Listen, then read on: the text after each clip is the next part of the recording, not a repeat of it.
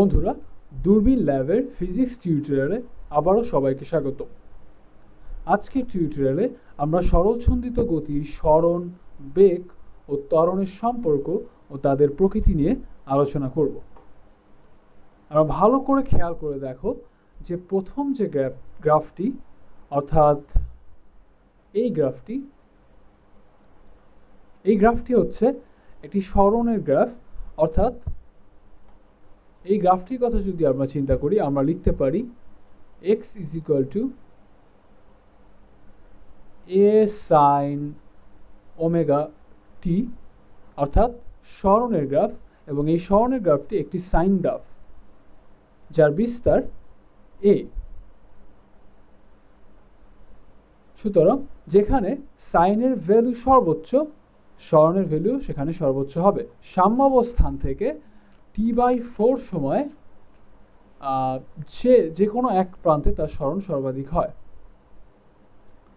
অর্থাৎ যখন সাম্যাবস্থান থেকে যখন আমরা t/4 সময় কথা যদি আমরা চিন্তা করি, তাহলে আমরা দেখতে পাচ্ছি যে সেই সময় আসলে কণাটির সরণ সর্বোচ্চ হচ্ছে, এবং কণাটি যখন পুনরায় সাম্যাবস্থানে আসে তার সরণ হয় 0। এরপর আবার কণাটি বিপরীত দিকে বা বিপরীত প্রান্তে সর্বাধিক সরণ লাভ করে এবং আবার কণাটি পুনরায় সাম্যাবস্থানে ফিরে আসে। যদি আমরা এখন সেকেন্ড গ্রাফটির কথা চিন্তা করি, অর্থাৎ এই গ্রাফটির কথা যদি আমরা চিন্তা করি, এই গ্রাফটি হচ্ছে, আমরা বুঝতে পারছি গ্রাফটি দেখে যে গ্রাফটি হচ্ছে বেগের গ্রাফ। কিভাবে আমরা এটিকে বেগের গ্রাফ হিসাবে চিন্তা করতে পারি আমরা দেখি। আমরা লিখতে পারি যে v is equal to হচ্ছে ddt of x, অর্থাৎ সময়ের সাপেক্ষে সরণের পরিবর্তন।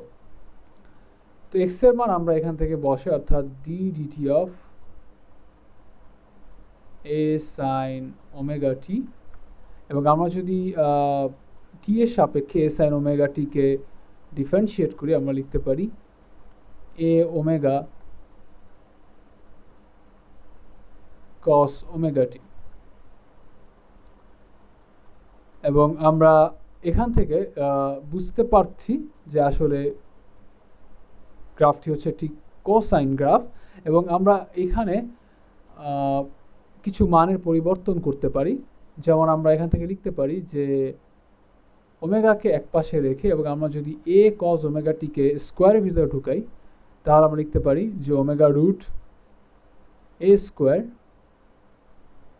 cos square omega t।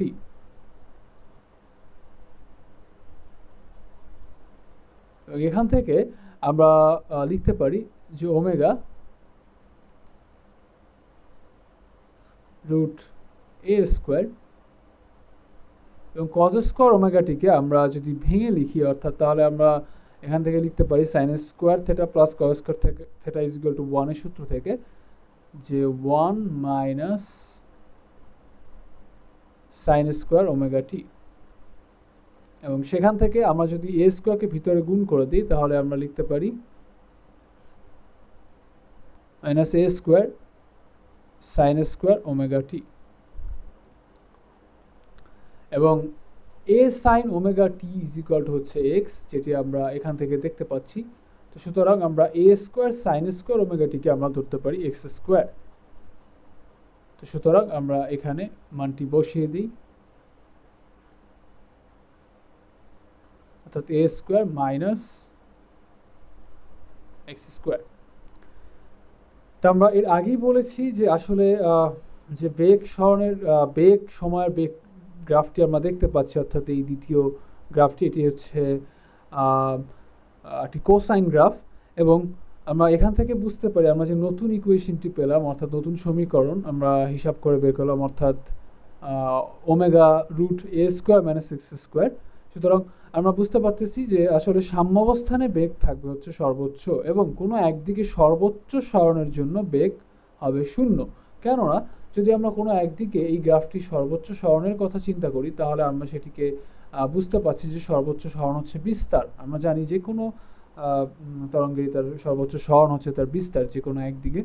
তো আমরা সেই অনুযায়ী যদি আমরা এখানে এই ইকুয়েশনটিতে সর্বোচ্চ সরণ x এর মান বিস্তার অর্থাৎ a বসাই, তাহলে আমরা দেখতে পাচ্ছি স্পষ্টতই যে এই ইকুয়েশন থেকে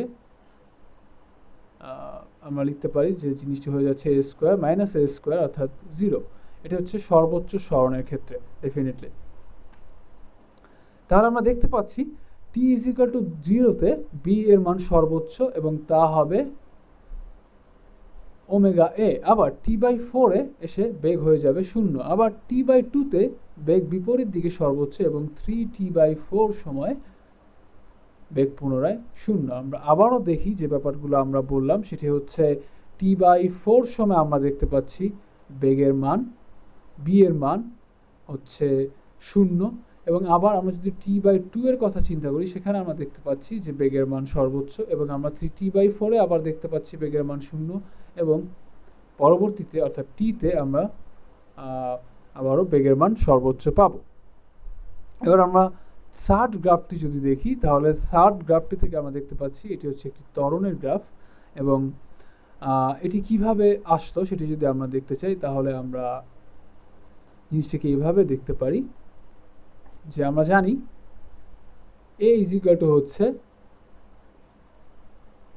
সময়ের সাপেক্ষে বেগের পরিবর্তন এবং আমরা একটু আগেই বের করেছিলাম যে v এর মান হচ্ছে a omega cos omega t এবং আমরা যদি এখন a omega cos omega t কে সময়ের সাপেক্ষে ডিফারেন্সিয়েট করি তাহলে আমরা পাবো minus a omega square sine omega t অর্থাৎ আমরা লিখতে পারি, আমরা জানি a sine omega t is equal to হচ্ছে x, যেটি আমরা একেবারে প্রথমেই জেনেছিলাম। তো আমরা লিখতে পারি minus omega square x।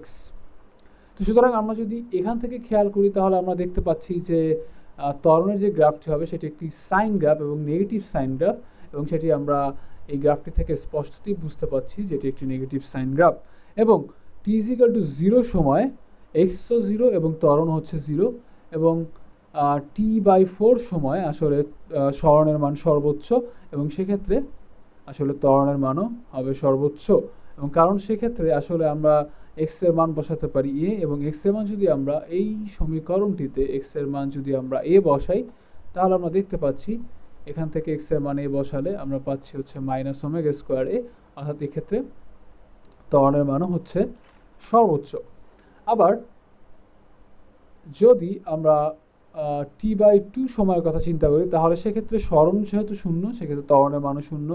3t/4 সময় আমরা যদি চিন্তা করি তাহলে সেক্ষেত্রে সরণের মানও সর্বোচ্চ এবং ত্বরণের মানও সেক্ষেত্রে সর্বোচ্চতে পৌঁছায়। এরকমভাবে আমরা আসলে ত্বরণের ব্যাপারটি বুঝতে পারি। তো আশা করি সবাই সহসন্ধিত স্পন্দনের কণার সরণ বেগ ও ত্বরণের সম্পর্ক বেশ ভালোভাবে বুঝতে পেরেছ। সবাইকে ধন্যবাদ টিউটোরিয়ালটি দেখার জন্য। আমরা পরবর্তী টিউটোরিয়ালে আরও নতুন কিছু নিয়ে হাজির হব।